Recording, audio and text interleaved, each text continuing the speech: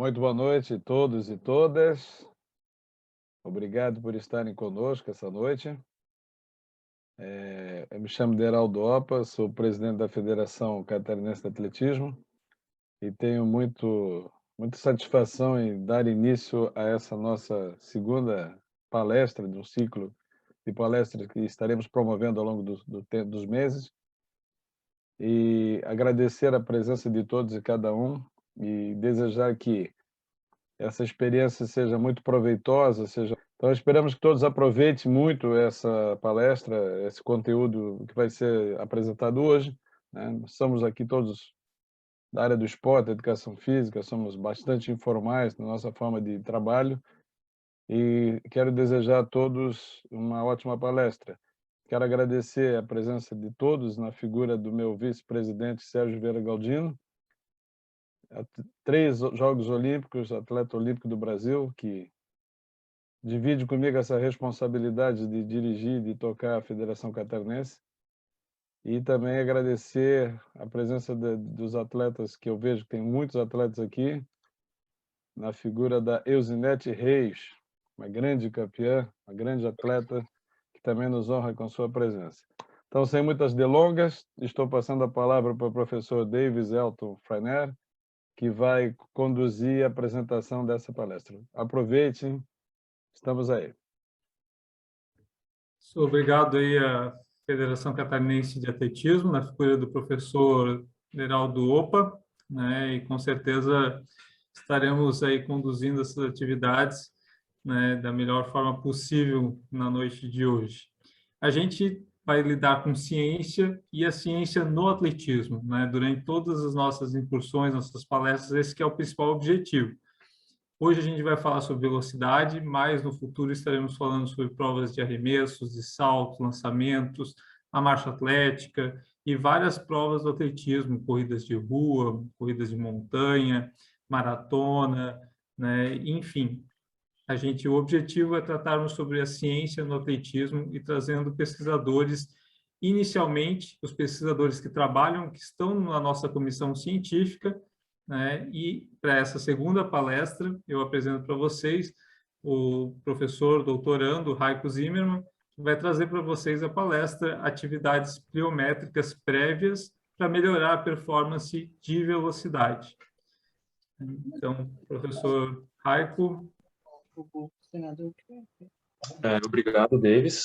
Obrigado também, Deraldo. Agradeço ao Comitê Científico, né, pela oportunidade de estar aqui trazendo um pouquinho do que eu estudo, né, no dia a dia, e que eu consiga passar isso para quem, enfim, vai aplicar lá na prática.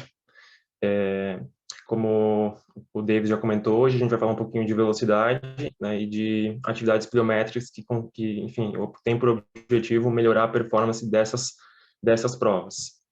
Certo? Então, deixa eu só minimizar aqui. Qualquer dúvida que vocês tenham ao longo da apresentação, vocês podem colocar no chat, né, e no final, daí a gente responde todas, certo? Eu só ia comentar para o pessoal lembrar só de colocar um nome aqui no chat para depois ter o registro e vocês receberem o certificado, quem solicitou, tá certo? Então, fica à vontade, Raio. Certo. Bom, então, falando um pouquinho de mim, né, inicialmente, sou graduado em Educação Física pela FURB em 2014, né, fiz 2 especializações na área de treinamento desportivo, né, e depois ingressei no mestrado em Biomecânica na UFSC. Né, terminei o mestrado em 2020 e 2021, né, esse ano, ingressei no doutorado também em Biomecânica pela UFSC. Né. Atualmente sou professor substituto na FURB, né, em Blumenau, e como vocês podem ver aqui em cima, né, enfim, fui atleta durante muito tempo, né, iniciei em 2005 e acabei abandonando as pistas, né, ano passado. Na época de mestrado, eu tive a oportunidade de trabalhar com dinamometria isocinética, né, plataforma de força e um eletroestimulador, né, que a gente vai ver na sequência, um aparelho, né, que a gente consegue emitir um pulso elétrico e avaliar algumas propriedades musculares através disso. Bom, então o objetivo de hoje é falar sobre atividades prévias, né? Então, para quem, enfim, já tem um pouco de estudo nessa área, sabe que quando a gente fala de atividade prévia para melhorar a performance, a gente vai cair em potencialização pós-ativação, certo? Então, o que é potencialização pós-ativação? Tá, o conceito clássico de potencialização pós-ativação é o aumento transitório no torque de um twitch, tá, devido a uma contração muscular prévia. Então, o que é um twitch, né, inicialmente, né, para a gente começar a estudar um pouquinho e entender o que é potencialização pós-ativação e como isso pode ou não melhorar a performance voluntária. Então, twitch nada mais é que a aplicação de um estímulo elétrico ou no ventre muscular ou, né, no nervo motor, que vai gerar uma resposta igual essa que a gente viu no gráfico aqui. Então, aqui é o onset, então é onde a gente aplica esse estímulo elétrico, então vai gerar uma curva, né, de torque, aqui no eixo Y, observem aqui o torque, vai gerar uma curva e depois vai, né, essa curva vai subir, obviamente, vai atingir um pico e depois ela vai descer. Tá? Então, a partir dessa curva, que é extraída lá, enfim, através de um dinâmometro cinético e um eletroestimulador, a gente consegue calcular o pico de torque, né, entre outras variáveis aqui, do twitch, né? Ou, enfim, twitch na literatura, também denominado estímulo único, pulso simples, enfim, todos eles denominam o mesmo evento, certo? Então, a partir desse evento, desse estímulo elétrico lá na musculatura, a gente consegue extrair algumas informações bem importantes, né, que estão relacionadas aqui à potencialização pós-ativação, que, porventura, podem melhorar lá a performance voluntária, né? Hoje a gente falando aqui de velocidade, certo? Então, bem importante vocês lembrarem disso aqui, que na sequência vai fazer mais sentido, certo? E quando a gente fala, então, dessa ativação muscular prévia, né, qualquer coisa que a gente faça antes, né, seja, então, contração voluntária máxima, que é uma contração sustentada lá durante alguns segundos, geralmente 4, 6, 8 segundos, 10 segundos, dependendo do protocolo utilizado. Também podemos utilizar exercícios de força, por exemplo, um agachamento, lá 80% da repetição máxima, 90%, determinadas repetições, né? Então, as 4 repetições a 80%, 3 repetições a 95%. Enfim, como eu falei, agachamento, pode ser leg press, pode ser uma cadeira extensora. Então, a ideia, quando a gente usa uma atividade prévia, enfim, se utilizar daquele mecanismo ali que eu comentei, potencialização pós-ativação, para otimizar o desempenho subsequente, né? Seja, enfim, salto, seja em sprint, em qualquer outra prova que envolva potência, né? Porém, quando a gente utiliza esse tipo de contração aqui, seja ela sustentada ali durante alguns segundos ou uma porcentagem de repetição máxima, geralmente a gente necessita de aparelho bem sofisticado, por exemplo, uma gaiola de agachamento, uma carga elevada, né? Ou um leg press com também muita carga, e geralmente a gente não tem isso no ambiente competitivo, né? Numa pista de atletismo, por exemplo, que é o foco aqui. Então, fica pouco prático, né, para a gente utilizar lá na pista. Então, pensando nisso, recentemente a gente começou a estudar exercício pliométrico, né, para ser feito antes, por exemplo, de uma prova de velocidade ou de saltos, que tem por objetivo, então, otimizar a performance subsequente. Então, a gente pode utilizar qualquer tipo de atividade prévia, né, como eu falei aqui, contração voluntária, CVM, força, exercícios de força de qualquer exercício, tá? Agachamento, leg press, cadeira extensora, mesa flexora, enfim, qualquer exercício. E, mais recentemente, né, devido à praticidade, exercícios pliométricos começaram a ser estudados, né, com efeitos bem positivos sendo observados. Bom, e qual mecanismo está fazendo efeito ali dentro da fibra, né, dentro do músculo, que otimiza, então, essa performance, né? Ou, enfim, que pode estar otimizando, que, como eu vou debater mais para frente, a gente ainda não tem certeza se é de fato isso ou outro mecanismo que está participando aqui, mas acredita-se que, pelo menos quando a gente avalia ali o torque involuntário, ou seja, quando a gente aplica um estímulo elétrico no nervo motor, e a gente tem essa curva aqui, ó, deixa eu voltar rapidinho para vocês lembrarem, essa curva aqui, que é uma curva que a gente adquire quando a gente aplica um estímulo, né, elétrico na musculatura, pelo menos quando a gente está falando de estímulo elétrico, o mecanismo que explica um aumento de torque é a fosforilação da miosina regulatória de cadeia leve, tá? Isso já é conhecido desde a década de 80, né, enfim, final de década de 80, início da década de 90 ali, fizeram estudos de correlação e observaram que aumento de torque se relacionou com essa fosforilação, certo? Então, o que acontece? Qual o mecanismo? Então, aqui, bem brevemente, eu não vou me aprofundar muito aqui, mas aqui a gente tem lá os miofilamentos, né? Aqui, miosina, e aqui em cima, actina. Tá? Então, observem que aqui a gente tem o estado não fosforilado. Observem que tem uma certa distância aqui entre os miofilamentos, certo? Actina e miosina. Aqui a gente tem o estado fosforilado, tá? Então, a gente tem uma aproximação. Tá? Então, a miosina, a quinase da miosina regulatória de cadeia leve vai fosforilar a miosina regulatória de cadeia leve, e isso vai fazer com que esse espaço aqui, ó, observem aqui que está longe, aqui está bem pertinho, então esse espaço entre os miofilamentos ele vai diminuir, fazendo com que a probabilidade de interação entre esses miofilamentos aumente, né? E isso, então, vai otimizar o torque subsequente lá, após uma atividade condicionante. Tá? E isso, então, a ideia é que isso consiga aumentar também a performance lá de velocidade, ou de salto, ou de qualquer outra performance que a gente queira avaliar, certo? O que acontece, então, aqui a mesma vista, é um pouco mais aprofundado, tá? Mas só para a gente começar a conhecer um pouco mais dos mecanismos, né? Obviamente que também é interessante conhecer o que acontece lá dentro da fibra, né?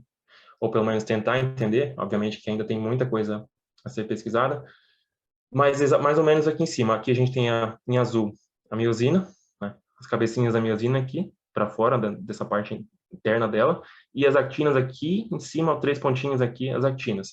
No estado fosforilado, observem aqui que isso aqui simboliza o estado fosforilado.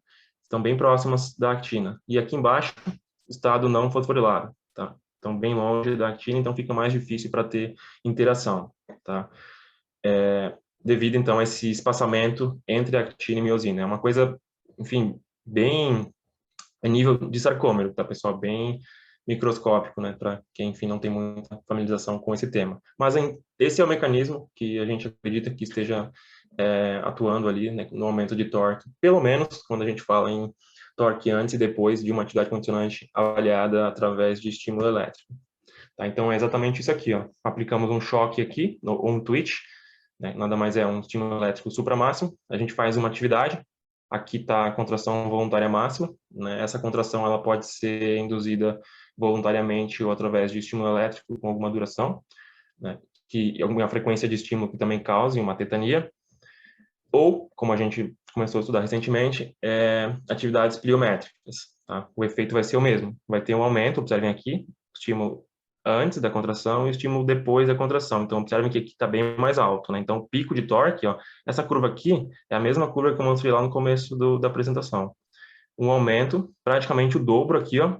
Então, opa, aconteceu alguma coisa depois dessa contração aqui, que o mesmo estímulo, tá? Esse estímulo aqui e esse tem a mesma intensidade, a mesma, enfim, duração também, depois a gente vai ver, mas a mesma intensidade. Então, alguma coisa aconteceu porque esse aqui está bem maior, certo? Então, alguma coisa intrínseca lá dentro da maquinaria contrátil foi otimizada. Então, a gente tenta utilizar isso no nosso favor, né, pensando em aumentos de performance, tá?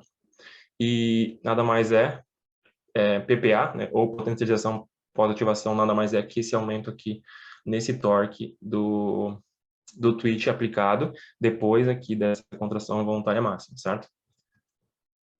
E aí, pensando nisso, a gente produziu uma revisão sistemática. Ela foi aceita em 2019, mas foi publicada na revista em 2020, então abril do ano passado, se não me engano, é recente, que tinha por objetivo investigar esse fato.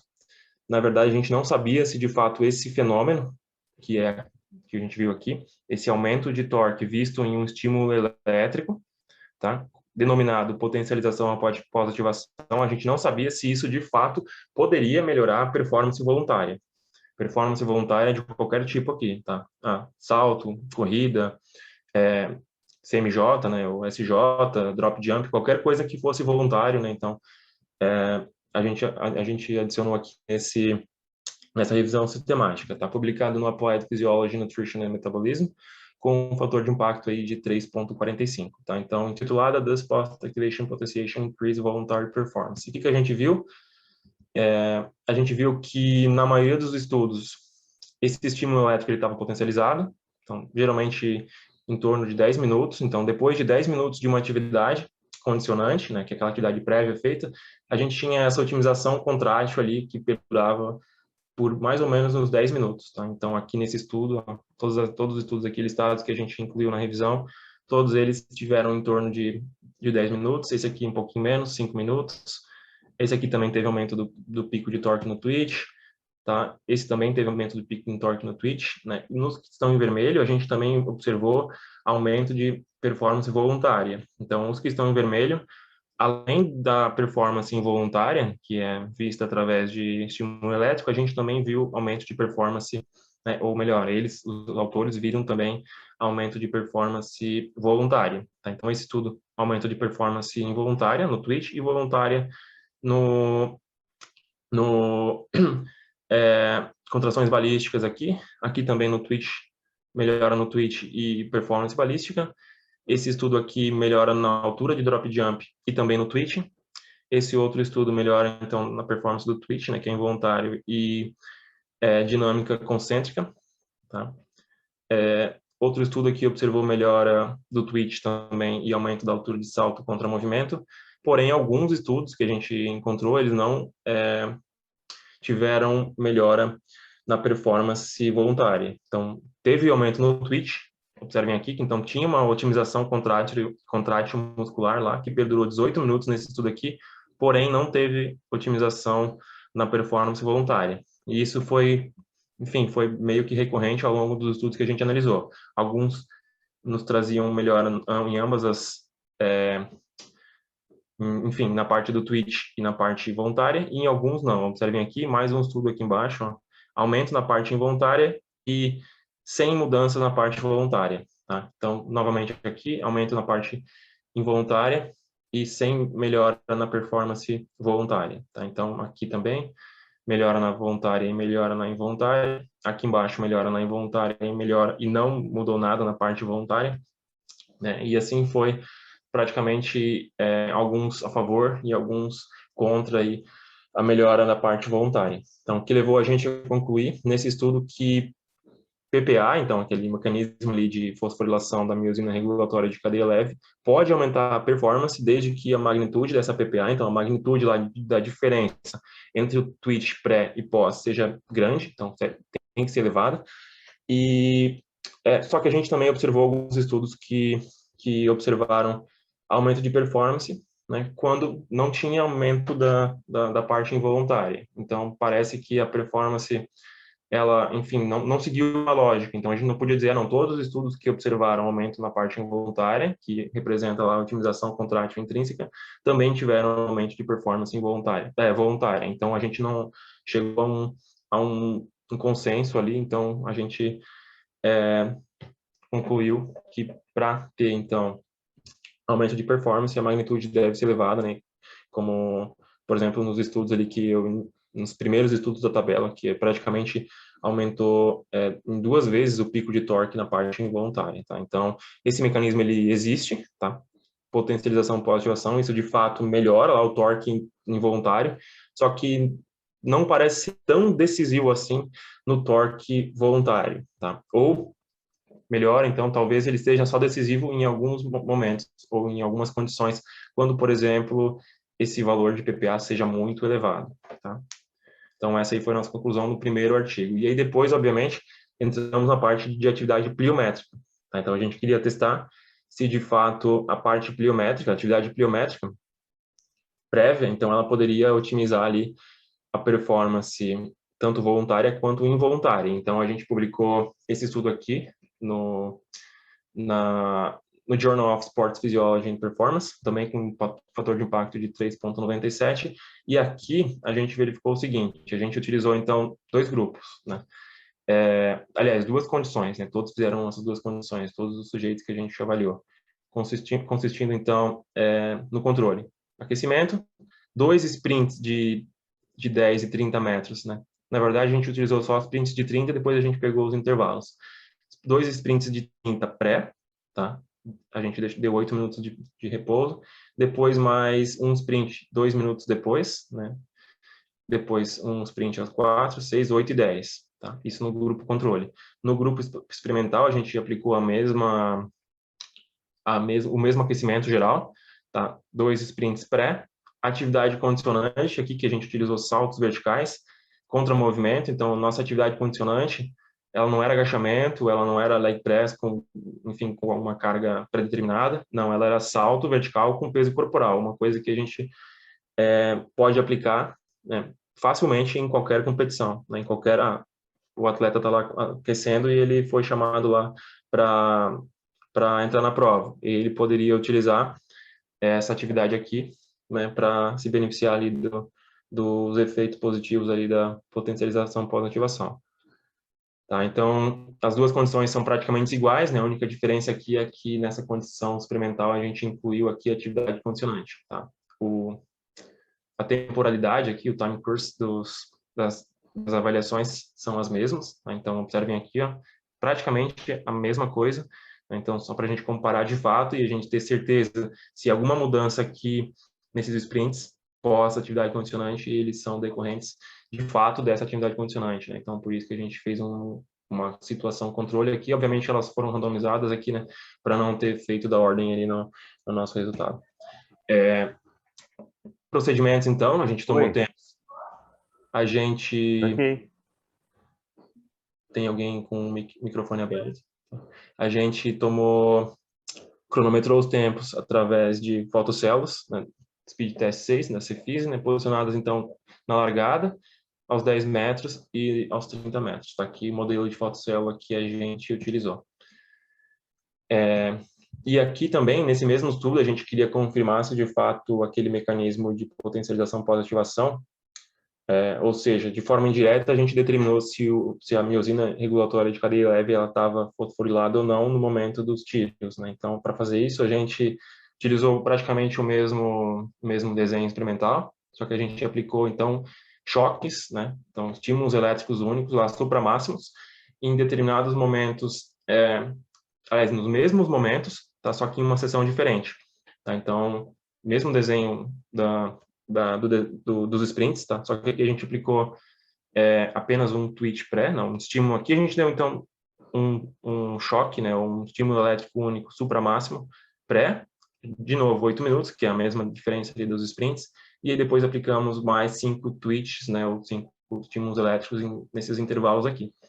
Tá? E, de novo, duas condições, né? Controle experimental para, de fato, a gente ter certeza que esse aumento aqui, né, esperado, né, era esperado, a gente tinha essa hipótese que o twitch seria potencializado, né, visto que a gente tinha essas informações aí na literatura. E, enfim, como a gente vai ver depois, isso de fato aconteceu. Mas observem aqui que a temporalidade das respostas, a temporalidade das avaliações aqui, das condições são as mesmas. Observem aqui, deixa eu voltar, do que aqui no sprint, tá? Então, tem o pré, 8 minutos, e as avaliações ao longo do período de recuperação. Então, pré, atividade condicionante pliométrica, lembrando que a gente testou saltos, então a gente testou se 3 séries de 5 saltos contra movimento melhoravam ou não lá, tanto os sprints como a parte intrínseca da musculatura, tá? E aqui, então, tá aqui em cima, o dinamômetro isocinético que a gente utilizou para fazer a mensuração do torque, tá? Aí tem um software específico que vai acoplado aqui, né, nesse dinamômetro, que faz a captação com uma frequência de amostragem um pouquinho maior, né, para que a gente possa fazer análise posterior no MATLAB. Tá? E aqui embaixo o modelo de eletroestimulador, aqui o digitimer, então aqui a gente configura a voltagem, a amperagem, enfim, quantos pulsos a gente quer, tá? E aqui, então, o gatilho para dar o choque, né, lá no avaliado, certo? Então, aqui, o laboratório ali da UFSC, onde eu fiz o meu mestrado e onde a gente avaliou o pessoal do atletismo, né? Posicionamos os sujeitos no dinamômetro cinético, colocamos um eletrodo de superfície aqui no nervo femoral e aplicamos, né, o estímulo elétrico e analisamos aqui, ó, enfim, nesses computadores aqui que estão acoplados aqui ao dinamômetro isocinético, tá? Aqui os cabos que fazem a passagem enfim, das informações de torque para posterior análise lá no software MATLAB, como eu havia comentado, tá? Então, avaliamos velocistas aqui de Santa Catarina nesse estudo, certo? Então, tanto do masculino quanto do feminino, tá? Só escondi o rosto aqui para preservar a imagem deles.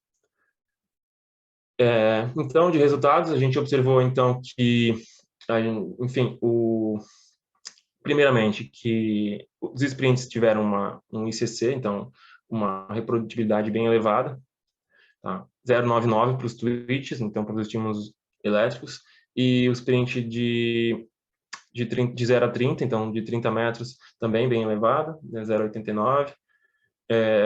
Um erro típico de medida em porcentagem aqui também bem pequeno. Deixa eu ver o que mais aqui. Observamos então também uma diferença estatística aqui, ó. Observem aqui um sprint de 30 metros, tá? Observem, sprint de 30 metros. Aqui o pré, então, lembra que ele fez 2 prés aqui, a média desses 2, tá? E aí o sprint pós atividade pliométrica, então teve uma redução aqui, ó, observem aqui do pré para o tempo de 2 minutos, lembrando que 2 minutos é após a atividade condicionante, então passou 8 no total, certo?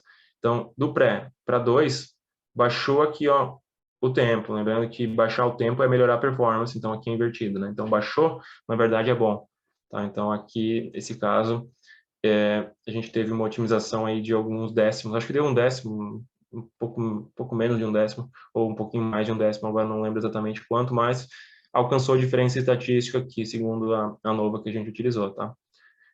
Também aos 4 minutos, tá? Então, aos 2 e aos 4 minutos, a gente teve uma otimização ali da performance de sprint, utilizando lá a nossa série de 3 saltos, 3 séries de 5 saltos contra movimento, tá? E depois, aos 6 minutos, já não mais. Observem aqui, tem esses 2 asteriscos, simbolizando diferença estatística em relação ao pré. Tá? Aos 6 minutos, aos 8 e aos 10 minutos, a gente já não tem mais diferença estatística, então, praticamente inalterada a performance em relação ao pré. Sempre aqui em relação ao pré. Tá? Então, aos 2 minutos, melhorou em relação ao pré, e aos 4 minutos também melhorou. Então, o que significa isso? Que a gente pode utilizar essa série essa série de 3 séries de 5 saltos lá numa competição, entre 2 e 4 minutos antes da prova, que pode ser que ela tenha um efeito, enfim, obviamente que aqui a gente encontrou, mas isso não quer dizer que as condições sejam as mesmas, né, porque os aquecimentos vão ser diferentes, enfim, tem outros fatores que também influenciam.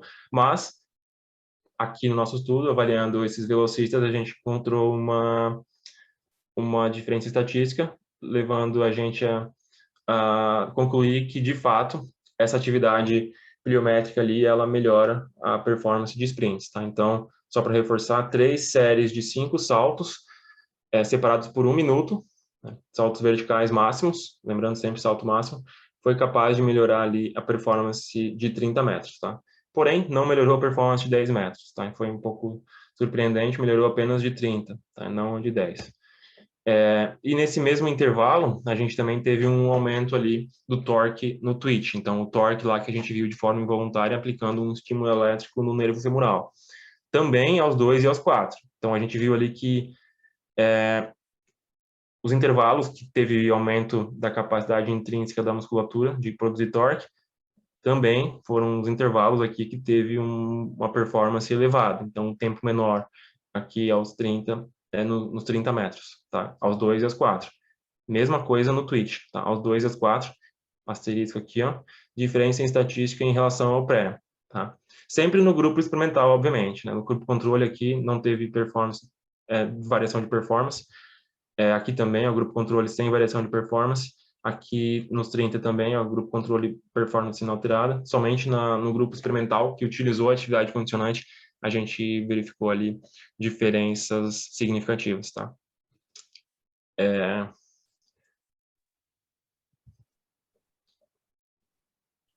Bom, então a gente concluiu que essa atividade condicionante pliométrica, de fato, pode otimizar lá a performance voluntária, né, de sprints de 30 metros, porém não 10, né, e que esse mecanismo ali de potencialização pós-ativação, mediado ali pela fosforilação da miosina regulatória de cadeia leve, pode estar influenciando, né, visto que os intervalos foram os mesmos ali que a gente encontrou, tanto a performance otimizada, quanto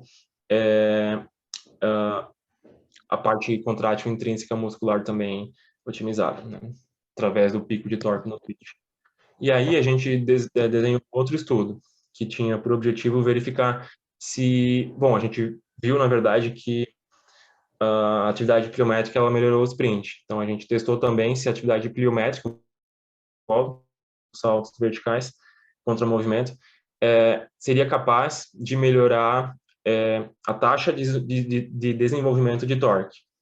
Tá? Então, o mesmo desenho experimental, observem aqui, tá? A gente aplicou, para confirmação, a gente fez um twitch também, Então, estímulo elétrico ou uma contração isométrica máxima, balística. Tá? Então, a gente fez essa contração isométrica máxima balística também lá no isocinético e a gente calculou a taxa de desenvolvimento de torque, que nada mais é lá quanto de torque eu consigo produzir, né, no menor tempo possível, o quanto eu consigo produzir de forma bem rápida. Tá? Então, por isso uma contração balística ali de alguns segundos. Tá?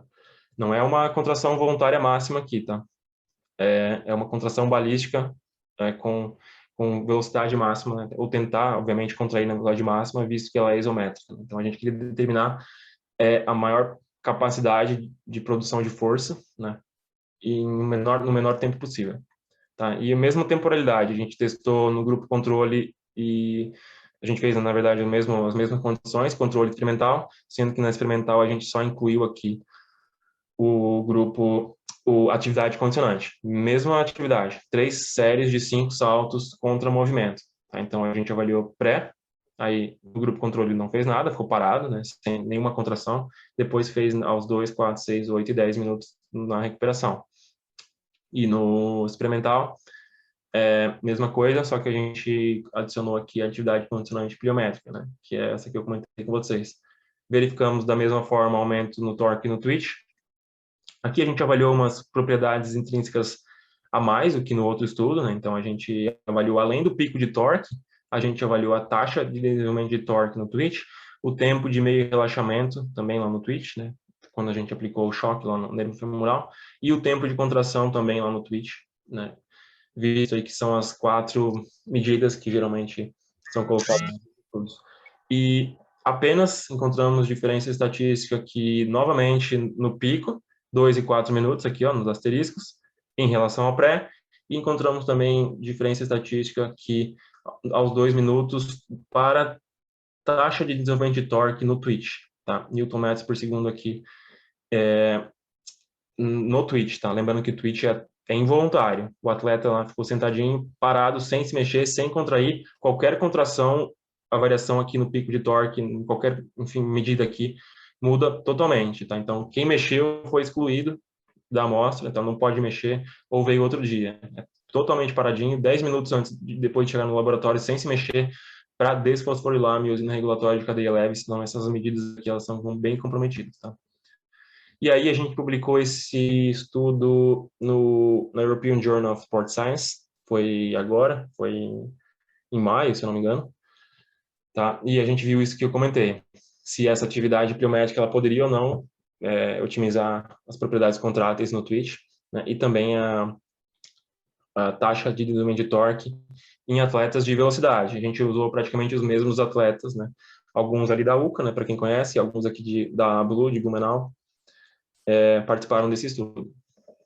Tá? Só para deixar bem claro aqui, TDF aqui, então taxa de desenvolvimento de torque ou taxa de desenvolvimento de força, né, ela pode ser expressa aqui tanto em janelas ou como a pico. Né? Então, em janelas, por exemplo, aqui é o início da contração, observem aqui, e aqui passou 50 milissegundos do início da contração. Então, se eu quero fazer a taxa de desenvolvimento de torque dos primeiros 50 milissegundos, eu só divido aqui o torque pelo tempo, tá? Mesma coisa de 0 a 100, do início do onset até 100 milissegundos. E eu vou fazendo essas janelas aqui, de 0 a 50, 0 a 100, 0 a 200, tá? E aí a gente pode ir dividindo para ver se em alguma parte dessa curva aqui, ou enfim, alguma parte ali da contração muscular, né, seja voluntária ou involuntária, tem enfim, uma otimização dessa taxa de desenvolvimento de torque. Tá? Lembrando só, então, que é o delta torque dividido pelo delta tempo. Tá? Então, aqui uma MVC, tá? Então, uma contração voluntária máxima, e aqui a taxa de desenvolvimento de torque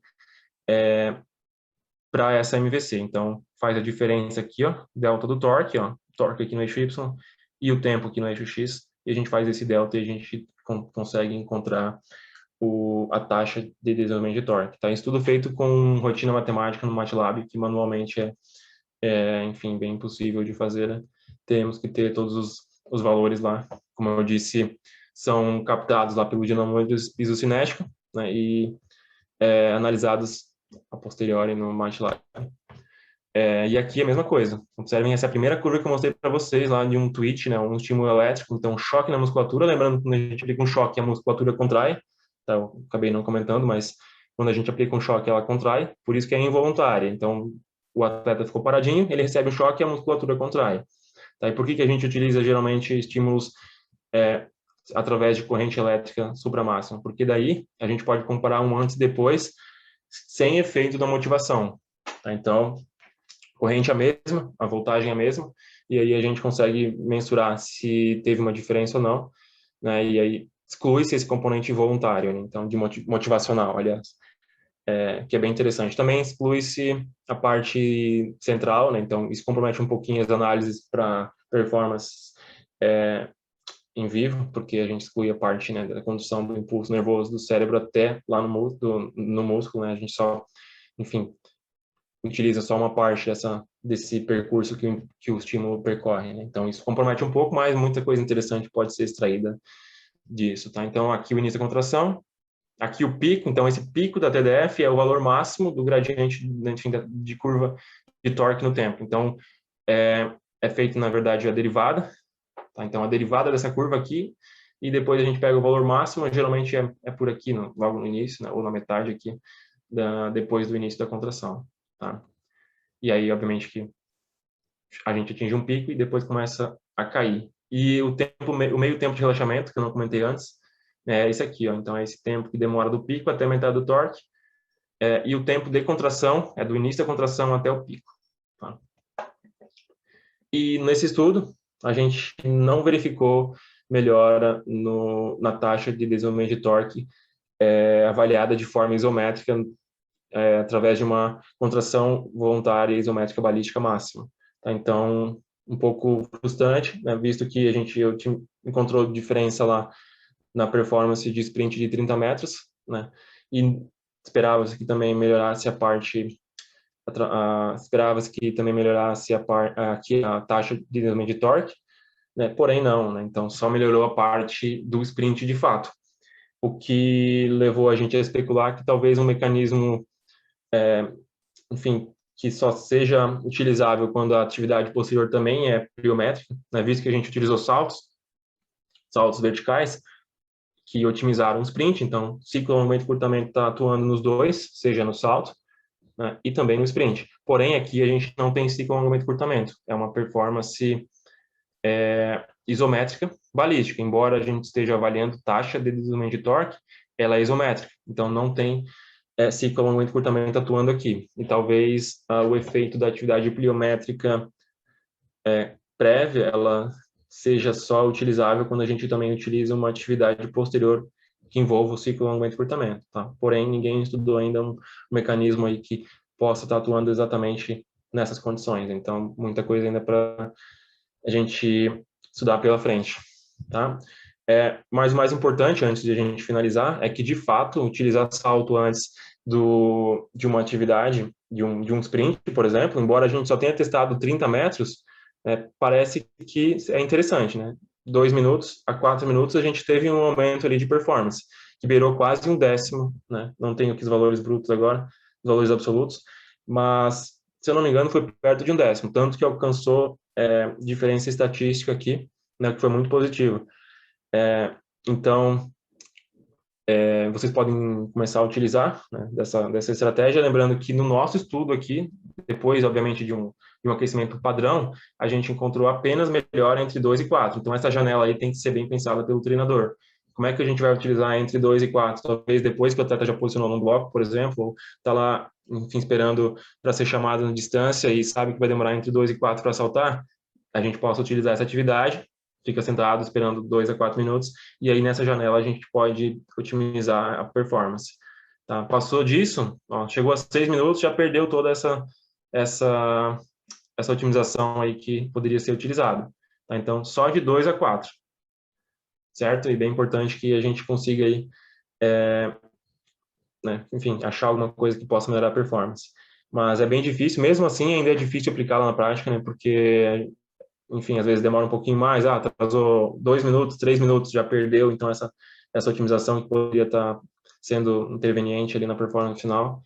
Então, mesmo a gente achando um resultado positivo aqui, a aplicação ainda é bem difícil, né? Mas, pelo menos, a gente descobriu ali que realmente dá para aplicar. Só falta a gente tentar encontrar um meio aí de fazer isso acontecer. Certo? Obrigado a todos, então. Termina aqui a palestra. Davis, queres finalizar?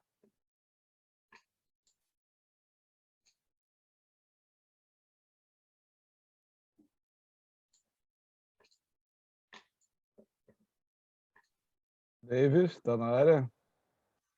Estou falando aqui, mas obrigado pela palestra, Aiko. Foi muito bem explicado, inclusive com os detalhes técnicos, né? E detalhes que a gente às vezes não está tão acostumado a visualizar, né? Dessa parte de termos, né? E conceitos específicos da área, né? Da biomecânica, da área da fisiologia, e que você trouxe de forma bem clara, bem interessante para a gente analisar aqui. Agora a gente pode iniciar, né, as rodadas de discussão, né? E eu gostaria de trazer a primeira discussão, né, porque toda vez que a gente vai falar em performance de velocidade, né, e que você avalia uma atividade prévia que o atleta vai fazer, né, e depois você vai mensurar a velocidade dele, né, a gente tem uma característica muito importante que é o tempo de velocidade, né. O tempo de velocidade a gente mensura hoje em dia, né, mais precisamente em centésimos de segundo, que é o que a gente consegue definir na perspectiva de uma prova, né? Então, muitas vezes você falou sobre o uso de estatística, né, em testes estatísticos para averiguar, né, se houve ou não diferença estatisticamente significante. Então, gostaria de fazer essa pergunta. O que você... Porque essa questão de utilizar a estatística para especificamente provas de velocidade, né, existe uma perspectiva diferente por trás dessa questão, né? Porque, na verdade, não é a estatística que vai definir uma prova de velocidade, sim o tempo, né? Esse centésimo de segundo, e provavelmente, com muito pouca diferença, né, você chega a resultados satisfatórios, né? Então, necessariamente, não sei se estatística dá conta, entendeu, dessa perspectiva aí. Eu sei que você exatamente veio para essa tabela exatamente para mostrar para a gente essa perspectiva que você fez aqui, né? Mas eu acho que é interessante você explicar isso, pessoal. Uhum. Então, aqui a gente usou a estatística padrão mesmo, né, p-valor. A gente usou uma nova de modelo misto para ver se tinha efeito tanto no tempo e entre as condições, tá?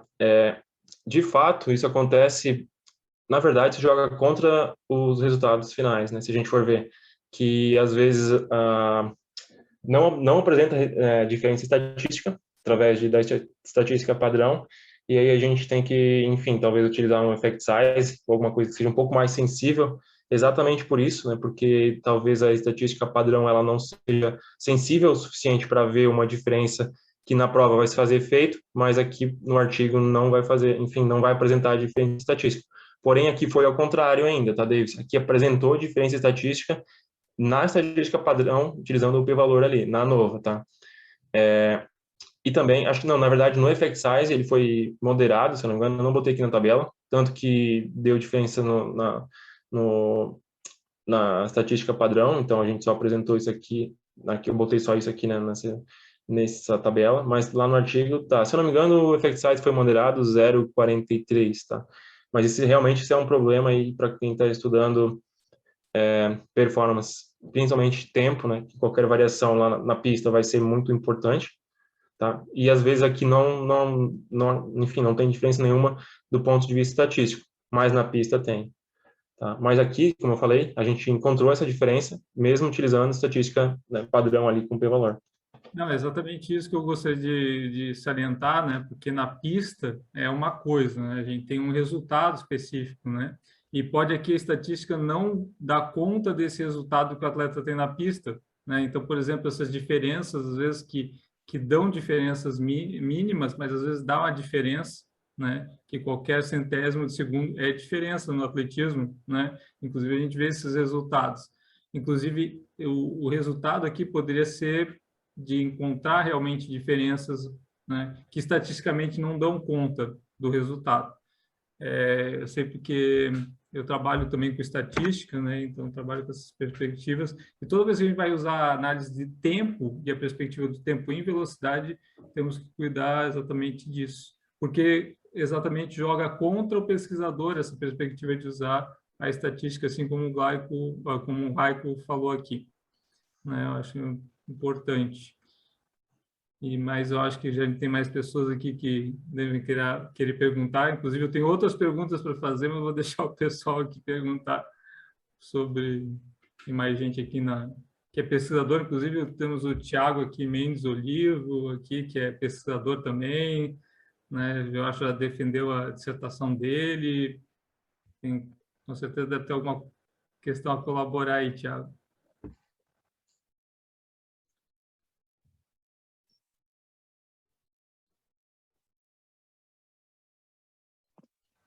Opa, tá me ouvindo? Estamos ouvindo.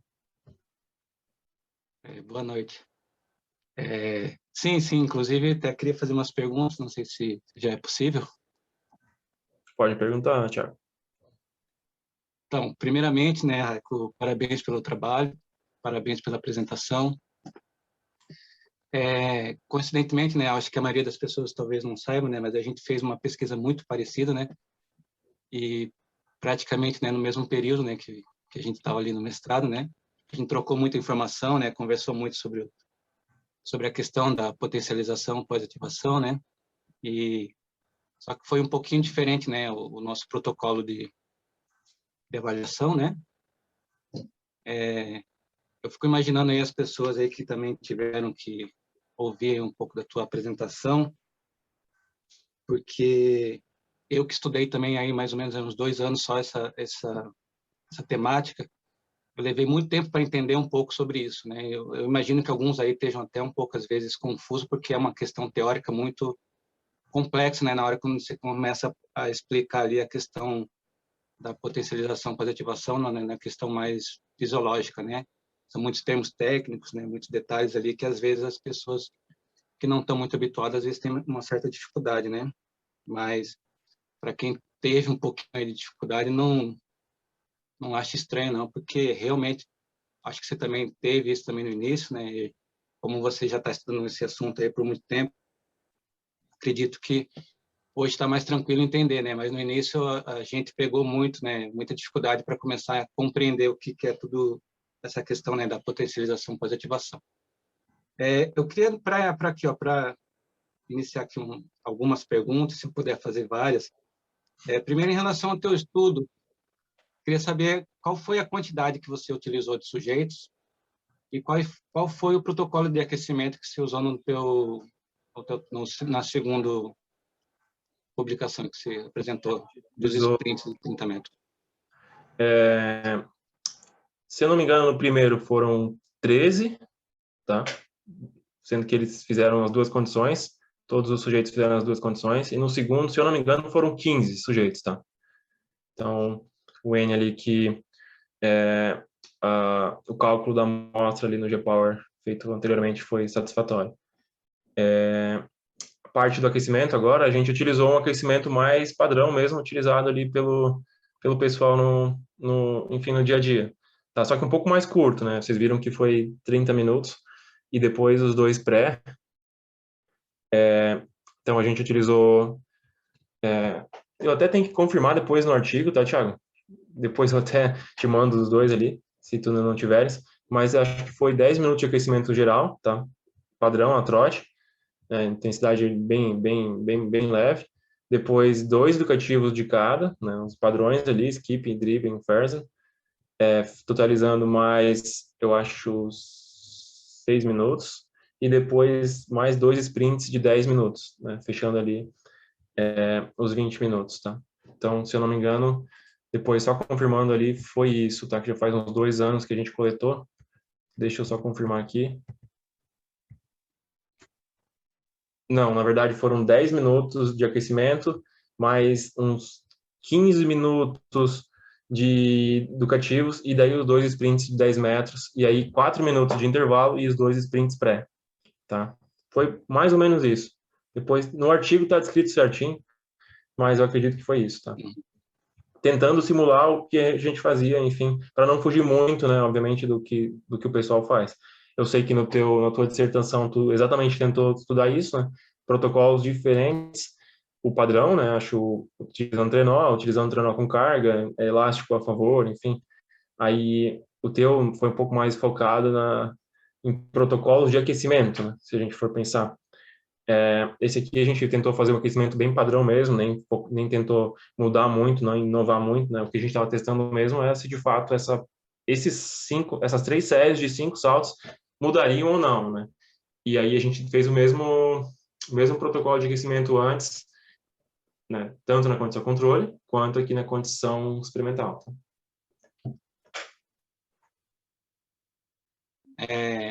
Legal, tranquilo. Isso como que você estava comentando, né? O meu estudo, realmente eu quis avaliar essa questão do aquecimento, né? O tipo de protocolo de aquecimento, se na prática, né, ia ter efeito ou não, né, de potencialização. Inclusive eu utilizei, né, como você falou, o trenó, né? E utilizei um aquecimento mais padrão, que seria um aquecimento que muitas pessoas hoje estão deixando de fazer, né? Mas antigamente faziam muito, né? Era um trote, um alongamento, né? Uma técnica de corrida e uns progressivos, né? E aí já ia para a competição. E hoje a gente observa muita gente já utilizando outro tipo de protocolo de aquecimento, muito mais dinâmico, né? Muito mais específico, com exercício de ativação muscular, né? E para também observar daí o efeito tanto no salto, né, parado, ou no sprint de 60 metros, né? E uma coisa que eu fico assim até me questionando, fico me perguntando, né? Porque muitos estudos que, né, você também observou e você analisou aí, os protocolos de aquecimento que a maioria dos pesquisadores utilizam não são um protocolo de aquecimento, não é aquela prática que a gente utiliza na pista, certo? A grande maioria dos pesquisadores utiliza um protocolo de aquecimento aí que dura em torno de 10, 15 minutos, enquanto às vezes a gente na competição aí dura acima de 40 minutos, às vezes o protocolo nosso de aquecimento, né? E aí minha pergunta seria o seguinte: você acha que é possível que só um protocolo de aquecimento, né, um pouco mais específico, elaborado, já não traria um determinado nível de potencialização, sem a gente precisar utilizar um outro protocolo de potencialização, como um salto pliométrico, ou um trenó, ou qualquer outro mecanismo? Sim, eu acredito que sim, tá? Se tu conseguires acoplar ali dentro do aquecimento tudo que for necessário. Porém, né, se a gente for pensar bem, a gente tem aqui uma janela de 2 a 4 minutos, né, Thiago? Então, teria que, querendo ou não, utilizar um pouco de salto lá no final para, de fato, enfim, se beneficiar desse mecanismo ali intrínseco, né? Agora, se dentro do teu protocolo de aquecimento tu conseguires adicionar lá faltando 2 a 4 minutos para a tua prova, algum salto, alguma coisa que a gente consiga extrair ali a fosforilação, né? Ou induzir uma fosforilação maior da miosina regulatória de cadeia leve, daí a gente vai estar fosforilando da mesma forma, né? Aqui, geralmente, os estudos, eles são pensados, assim, nos designs, para a gente tentar, pelo menos, fazer uma conclusão acerca do que a gente está estudando. Aqui, a única coisa que a gente estava estudando, de fato, era se essa inclusão da atividade condicionante, ela ia mudar ou não a resposta aqui depois, tá? Obviamente que, para isso aqui acontecer exatamente da mesma forma na competição, os atletas teriam que estar exatamente na mesma fase de treinamento, fazer exatamente o mesmo aquecimento, dar exatamente a mesma pausa aqui entre esses sprints, o que não vai acontecer lá na prática, a gente sabe, impossível.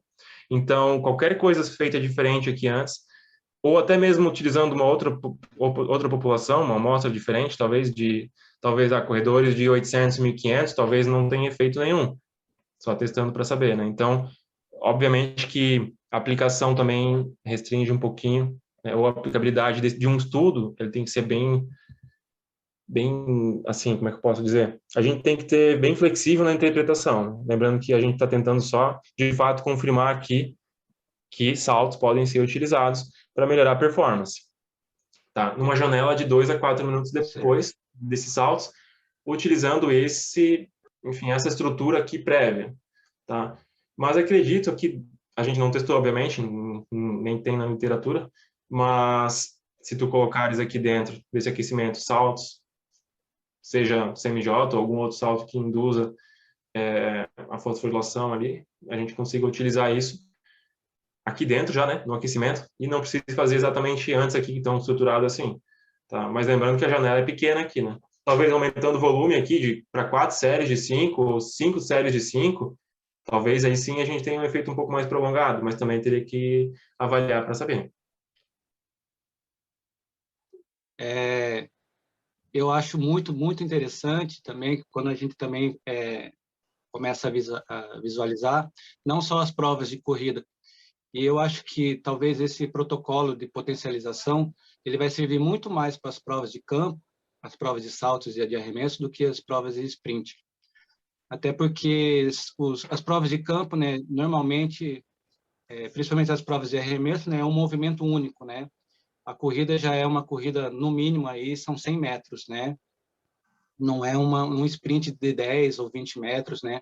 A gente não sabe se a potencialização se dá durante toda a corrida, ou se dá só durante os primeiros metros, mas como aplicação prática, que eu já competi também, né, prova do Decathlon, eu utilizei potencialização para fazer arremesso de peso, né? E eu cheguei a melhorar a minha marca em torno de 1,5 metro em todos os arremessos que eu fiz. E né, eu estava competindo, né, com os arremessadores, eu como decatleta, né, consegui ainda ir para a final, mas eu era um menorzinho em relação a todos os outros atletas. Mas eu fiquei bem surpreendido assim com o meu resultado. A minha média era sempre 11 alto e eu consegui fazer 13 e 30 no arremesso de peso. E todos os meus arremessos foram acima de 12.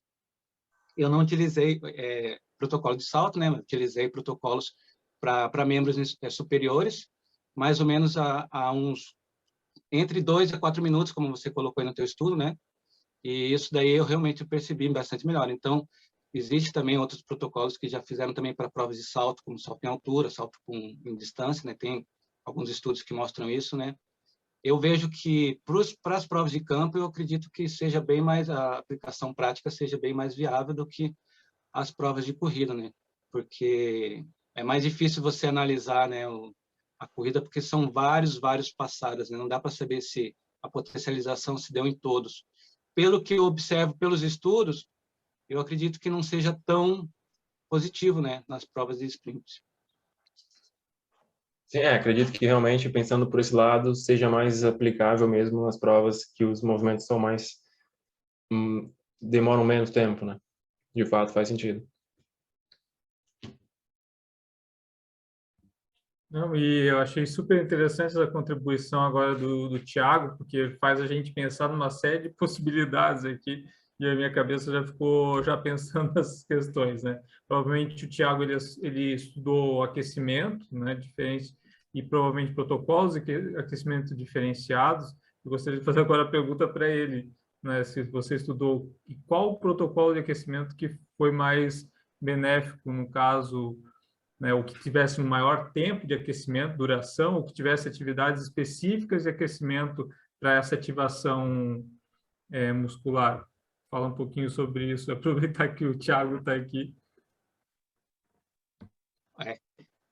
Então, Davis, eu utilizei basicamente 2 protocolos. Um protocolo é, como eu falei, né, que é aquele protocolo que é bem comum, que muitas pessoas utilizam, que é 10 minutinhos de trote, um alongamento estático, né, coordenação, né, técnica de corrida, 3, 4 progressivos, e aí depois eu fiz um salto vertical, né, parado, e logo em seguida o sprint de 60 metros. O outro protocolo, eu fiz um protocolo mais dinâmico, né, em que não existia, no caso, o trote. Então, o atleta fazia dentro de um circuito, como se fosse um circuito, né? Ele fazia alongamento dinâmico, fazia exercícios de ativação muscular, né? Flexibilidade, e aí também colocava alguns exercícios de ativação cardiorrespiratório e fazia depois técnicas um pouco mais específicas, o sprint no final também repetia, né, os progressivos, saltos aí para avaliar o desempenho e os 60 metros. Os saltos deu uma melhora muito grande no protocolo mais dinâmico, né, naquele protocolo que o atleta fazia, né, meio que um circuitinho para aquecer.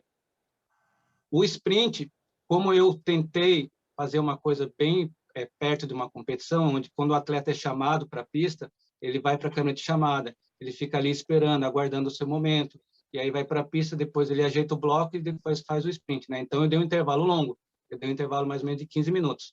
Então, em nenhum protocolo houve melhora de desempenho. Provavelmente, talvez esse tempo muito longo aí de 15 minutos, que daí seria bem interessante realmente usar o protocolo que o Raiko está propondo, né, de fazer saltos durante esse intervalo do aquecimento até o momento do sprint, né? E o trenó também, quando eu utilizei, também não deu efeito nenhum. Somente o protocolo de circuito, que daí eu colocava um pouco de saltos, colocava um pouco de ativação para membros superiores, para core, para perna, né, de forma geral, o alongamento mais dinâmico. Esse daí já foi suficiente para melhorar o desempenho no salto vertical, que eu avaliei somente depois de 4 minutos. Que também coincide com o tempo que o Raiko colocou aí na aplicação dele, né, dos testes dele. Foi isso, então. Não, bem bacana. Então, a gente tem essa questão do tempo, né, da dependência do tempo para você melhorar essa performance, né, principalmente de velocidade, né, no caso de utilizar previamente os saltos pliométricos ou um aquecimento talvez mais, enfim, mais atividades, mais variados, incluindo os saltos pliométricos também, né? Mas essa questão do tempo, talvez aqui que o Raiko coloca muito claramente aqui, de 2 minutos, entre 2 e 4 minutos, né? Após essa ativação de saltos, talvez ali seja a chave para, né, melhorar muito a performance. E outra coisa que eu queria comentar, esses sprints aqui que você fez, Raiko, eu estou com o nome Raiko na cabeça, mas Raiko. Esses sprints foram de quantos metros aqui que você fez? Foram de 30 metros, tá? Daí a gente pegou a parcial dos 10 metros.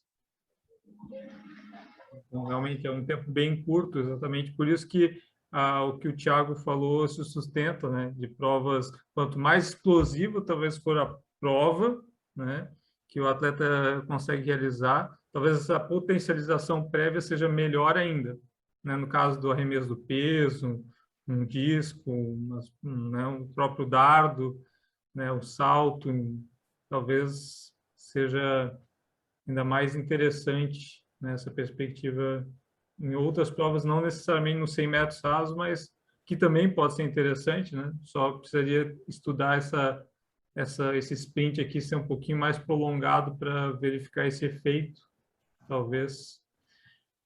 Mas é bem legal essa perspectiva, né? Se alguém tiver mais alguma pergunta, fique à vontade. Fazer.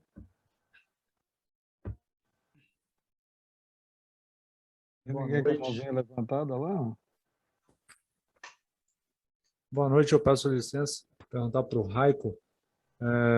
Antes de mais nada, eu me chamo Ernesto, sou treinador também, mas aí parabenizar, né, pelos estudos, que foram vários aí relacionados à correlação, né, de salto e da intervenção aí do choquinho. Também bacana, isso daí abre um leque para novas possibilidades de utilização de novos instrumentos, né? Também. Mas, desculpa se eu perdi, eu não vi... Eu vi que são 3 séries de 5 saltos, mas eu não vi se há intervalo entre as séries e tal. Sim, tem intervalo, tá? Eu até comentei, acho que bem brevemente ali, mas deveria ter focado mais. 3 séries de 5 saltos contra movimento por 1 minuto de intervalo, tá? Sempre 1 minuto de intervalo entre cada série. Ah, bacana. Saltos contínuos, tá? São 5 saltos contínuos, Sim. 1 minuto de intervalo. 5 saltos contínuos, 1 minuto de intervalo, tá? Saltos máximos, sempre, tá? Sempre máximo. Perfeito, perfeito. E mais uma pergunta dentro disso. Houve a preocupação de fazer a marcação, né, de algum marcador bioquímico, igual lactato ou glicemia? Não, a gente só avaliou mesmo A torque parte, e a tempo. biomecânica. Aham. Isso. Não, ótimo. Não, tranquilo. Porque é importante, né, fazer também uma correlação fisiológica aí para identificar expressamente qual o marcador que se altera, tanto no choquinho, né, no tique ali, e no impulso, no salto. O que pode alterar isso, o que pode estar demonstrando essa potencialização, né? E ver o quanto que isso potencializou a nível de marcador. Que então, pode ser um like aí para vocês, eu posso até acabar dando uma ideia na evolução dos estudos aí. Mas obrigado, palestra top. Seria uma possibilidade mesmo para futuros estudos. Ô, Raico, posso Pode, Thiago. contribuir? Então, eu até utilizei, avaliei também, media o lactato, né, após os protocolos, né, como os exercícios que a gente utiliza são exercícios, né, anaeróbicos, né, o aquecimento é basicamente anaeróbico, né, a maioria deles são, né, aláticos, né, então não teve diferença em relação à quantidade de lactato. Então, o lactato não é uma boa forma de avaliar a diferença em relação a esses tipos de desempenho. Talvez a gente teria que fazer isso, né, intramuscular. Só que isso daí eu já também não eu desconheço se existe algum mecanismo de fazer avaliação ali intramuscular para a gente conseguir identificar ali, né, a questão de quantidade de cálcios, né, a fosforilação da miosina, né. Mas a questão assim que eu posso garantir que o lactato ele não influencia, né, e não vai trazer muitos detalhes sobre o protocolo de aquecimento, se foi efetivo, se o resultado veio daí ou não. Tá? Ah, desculpa, se me permite, Tiago, em quanto tempo após foi determinado esse lactato? Eu avaliei 1 minuto, avaliei instantaneamente após o aquecimento, 1 minuto, 3 minutos, 6 e 9, né? Então, Bacana, a quantidade bacana. todas elas já foi baixa, né? Porque o próprio aquecimento ali, né, não exige tanto o aumento de lactato, né? Aí não deu muita diferença em relação a isso. Seria interessante, né, porque o análise ali do desempenho realmente é a fosforilação, né, que o Raik explicou ali, né? E isso daí é intramuscular, é microscópico, então eu não sei se existe algum mecanismo para avaliar isso, mas eu acho que talvez nem tenha, porque senão eu acho que a gente já talvez teria, Existe, como a gente sim, tem algumas olhou muitos enzimas. artigos, né? Existe sim, existem algumas enzimas que tu consegue mensurar para que você vai fazer inferência, né? Inferência, não consegue medir direto a fosforilação, não consegue medir diretamente, mas existem algumas medidas que indiretamente tu consegue estimar, né, essa questão. Mas como você mesmo falou, né, são medidas intramusculares, né, e ali durante o exercício tem alguns estudos, mas principalmente com cobaias vão existir esses estudos, mas é bem difícil acontecer. Mas exatamente o que o Thiago colocou bem colocado essa perspectiva, provavelmente a mensuração do lactato não vai ser suficiente para limitar esse exercício, né, e então tem que ser outros neurotransmissores, outros indicadores que você consegue mensurar ali, né, que sejam subprodutos, tá, desse processo como um todo. E a gente pode abrir para mais perguntas, fiquem à vontade.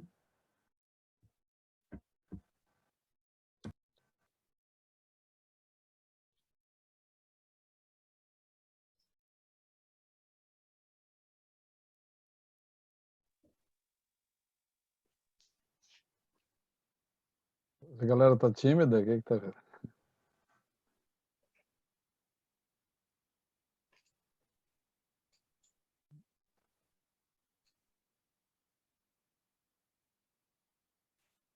Se alguma ninguém mão fizer pergunta, levantada? eu vou falar, então, fazer uma contribuição o mais possível.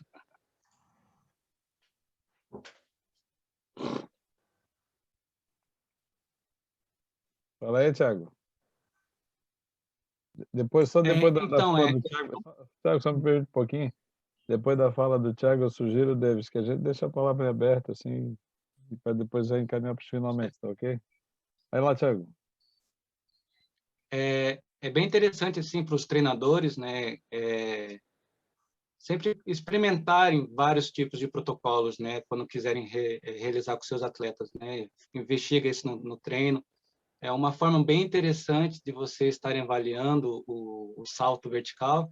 É um aplicativo que vocês compram, baixam de graça, né? Acho que não sei se é só nos iPhones que dá para baixar, que é o MyJump, né? E vocês conseguem avaliar com a câmera do celular a altura do salto vertical. Então, é bem simples. Vocês fazem um protocolo ali de aquecimento, um protocolo de potencialização, faz o salto antes, faz o salto depois, e depois experimenta isso na competição.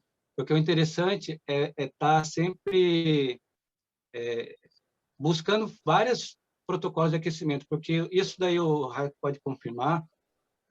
A gente vê que o protocolo que a gente utiliza para melhorar o desempenho na potencialização é muito individual, né? Às vezes melhora para um, mas não melhora para outro, né? E às vezes um determinado protocolo é bom para um, esse outro protocolo pode ser melhor para outro. Então, não adianta a gente utilizar às vezes um protocolo para todo mundo, porque nem todos vão responder igual, né?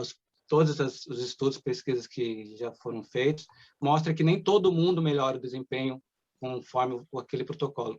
Isso também varia de acordo com a idade do atleta, né? Com o nível de treinamento, inclusive com o tipo de exercício, né? Se você vai fazer uma potencialização em que você quer fazer um agachamento e o atleta ele vai correr, às vezes não é a melhor forma de fazer essa potencialização para a corrida, porque você está fazendo um movimento que não é específico da corrida.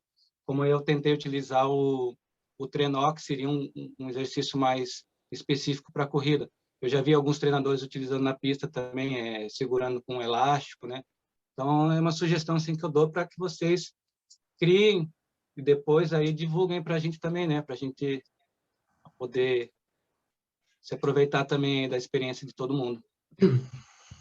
Exatamente. Aqui também é interessante apontar que o tempo ótimo após a atividade condicionante também é individual, tá? Embora aqui a gente tenha colocado 2 a 4 para a nossa amostra, é uma amostra bem homogênea de velocistas de elite, né? Então, quando a gente avalia a população assim mais heterogênea, com performances mais variadas, aí sim tem que cuidar também, porque esse tempo ótimo após a atividade também é individual, tá? Além das respostas, né? Alguns estudos até separam em responsivos, não responsivos, obviamente que é uma manobra aí para achar uma diferença às vezes, mas isso acontece.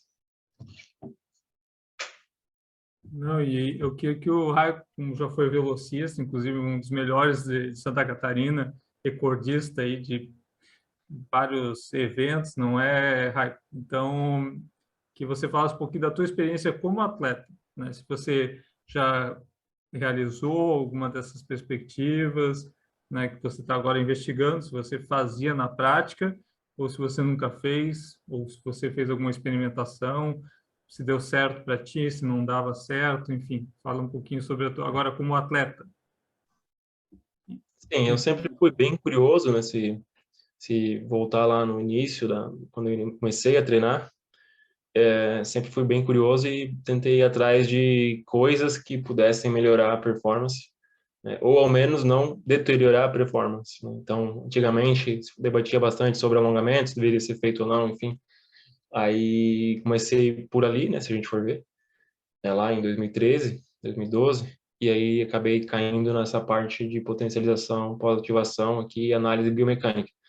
Mas sim, testei muito protocolo de treinamento e coisas em mim e até depois que, obviamente, eu comecei a passar treino e, enfim, um padrão de periodização ou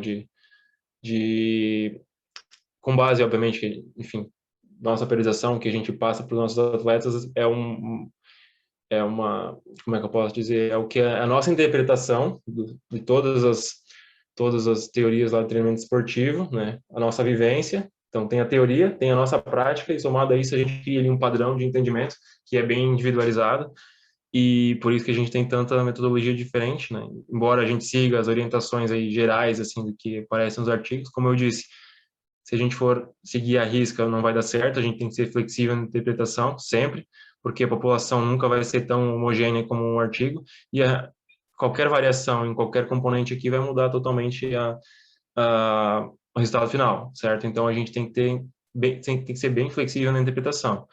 Obviamente que os princípios gerais, eles se mantêm. E aí, nessa perspectiva, aí, obviamente, desde que eu iniciei praticamente na parte, enfim, de treinamento e quando eu comecei até ser atleta, eu já sempre fui bem curioso e tentava aplicar ao máximo, né? Embora sem nenhuma uma bagagem estatística para saber se de fato nenhum instrumento que me pudesse dar uma precisão de avaliação, e obviamente que daí eu vou estar falando, deu certo, não deu certo, seria muito no achismo, sabe? Mas, obviamente, claro, sugiro que todo mundo que está iniciando comece a estudar e vá aplicando em si, vai ter aquele feeling, pode ser que tenha melhorado um pouquinho, senti que foi mais longe, eu corri mais rápido, embora seja limitada essa interpretação, porque não tem nenhuma análise por trás, né? Mas ela pode direcionar futuros estudos ali, né? Essa parte, na verdade, a prática e a teoria, elas estão bem conectadas, né? E a partir do que é visto lá na prática, o que às vezes, enfim, alguém comentou que fez e deu certo, tu pode montar um protocolo ali científico para testar e aquilo virar um artigo depois, né? Obviamente com toda instrumentação para avaliação precisa daquele movimento, seja na biomecânica, seja na fisiologia, né? O Thiago, por exemplo, fez umas coletas mais na parte fisiológica. E aí teria que aos 3 anos eu ficar bastante do que vocês leem, né? Para ir aos poucos tentando criar esse padrão ali, né? Então, obviamente, tem muita gente já bem experiente, deve ter feito isso também. O Thiago também pode falar um pouquinho, ele já contou um pouco da experiência própria, né, que para ele deu certo, né, no caso do arremesso do peso, que foi uma prova mais rápida, mas e ele também, como treinador de atletismo, ele pode falar um pouquinho das experiências também com atletas, como é que isso tem funcionado com atletas antes de competição, como é que você utiliza essas perspectivas da teoria nas práticas antes de competição? Eu também já, igual o Raico, assim, era bem curioso em relação ao aquecimento, e logo que, né, eu comecei a participar com os atletas de algumas competições, né, nacionais, comecei a observar muitos atletas aquecendo de forma diferente, e para mim era sempre uma curiosidade, por que que um aquecia diferente, por que que outro aquecia de outra forma, e será que isso ia dar resultado no desempenho ou não? Eu experimentei várias formas de aquecimento, mas a gente nunca tem certeza se a melhor desempenho tem a ver com aquele aquecimento ou não, porque às vezes é uma questão do dia, né? Eu, como atleta, eu também já competi bem num dia, no dia seguinte competi super bem, super mal, e vice-versa, e a gente às vezes não sabe explicar, né? Então, é complicado a gente chegar a uma conclusão de que o resultado, né, a melhora daquele resultado, se aquele desempenho foi favorável naquele dia, tem ligação direta só com o aquecimento, né? Então tem muitas variáveis, né, psicológicas, né, e até de treinamento, etc, para a gente chegar a analisar. Eu já fiz umas experiências com os atletas, inclusive puxando trenó no aquecimento. Alguns melhoraram o resultado, mas eu não sei te dizer a que ponto se aquilo foi realmente efeito do trenó, né? Mas eu sempre mando, principalmente os atletas de salto em distância, eu sempre peço para ele, quando faltar aí 2 atletas antes de você saltar, né, vai lá e faz aí uns 5, 6 saltinhos verticais, né? Mais ou menos aí faltando uns 5 minutos e vai lá e salta. Mas agora, saber se isso realmente está fazendo efeito já é outra coisa. Eu acredito que piorar não vai. Então, na pior das hipóteses, a gente arrisca, né, quem sabe, melhora. Então, é bacana a gente trazer essa perspectiva, né, da sensação aí, porque se eu, como sou muito curioso, fico observando as provas, principalmente de salto, e às vezes a gente vê os atletas no aquecimento do salto, salto em distância, salto triplo.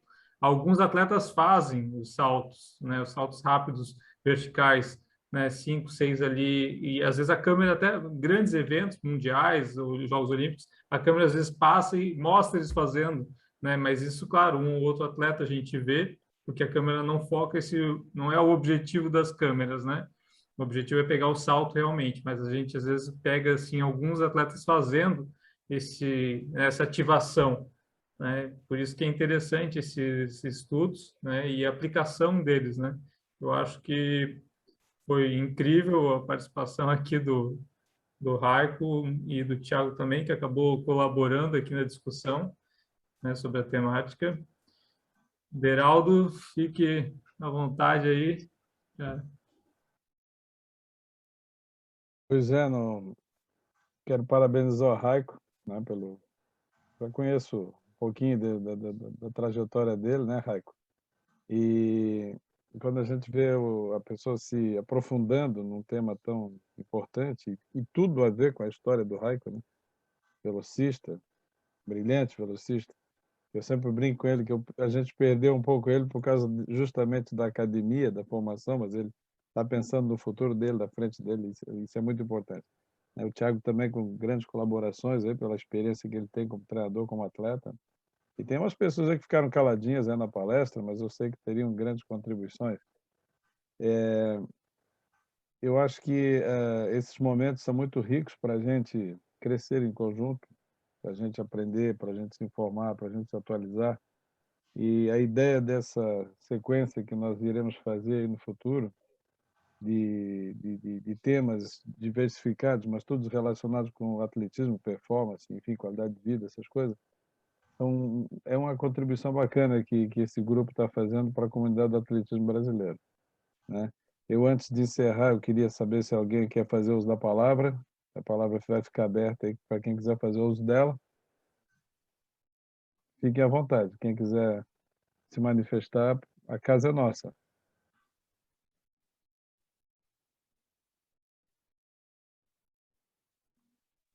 Pessoal, boa noite.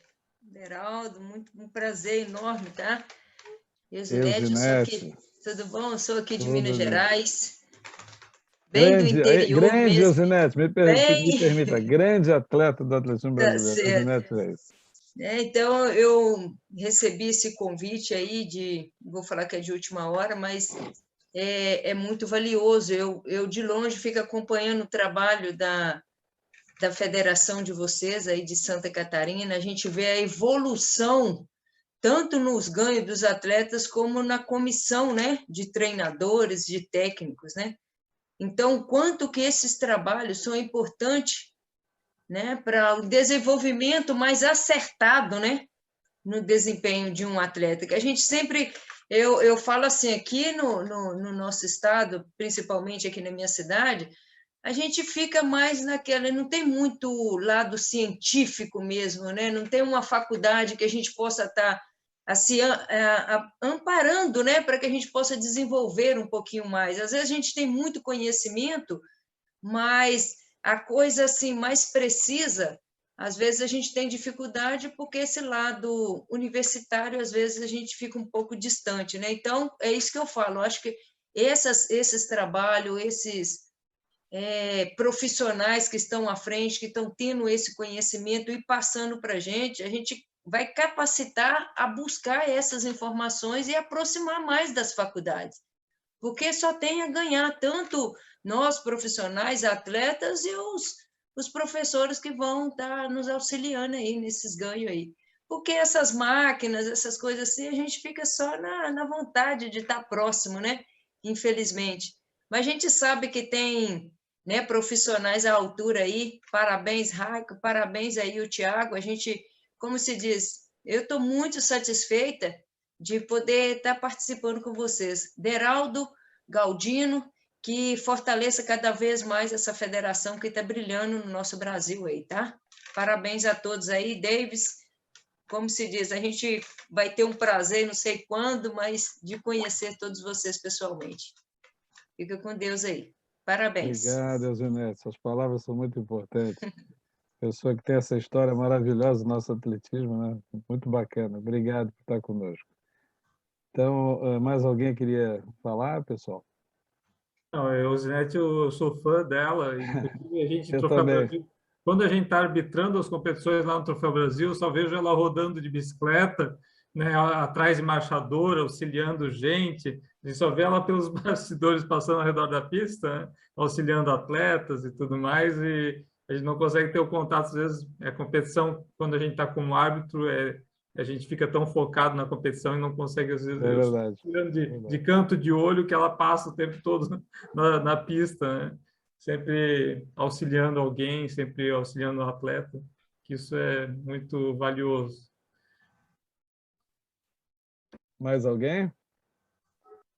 Chame meu Geraldo, abraço aí essa para o Zinete aí para todos gravação aí. vai ficar em algum lugar? Sim, sim, vai ficar fica gravado. Aliás, aí pode até orientar melhor vocês com relação à gravação, mas a gente vai disponibilizar depois lá no nosso site da federação, junto do link da comissão científica, as gravações dessas palestras ficarão lá também.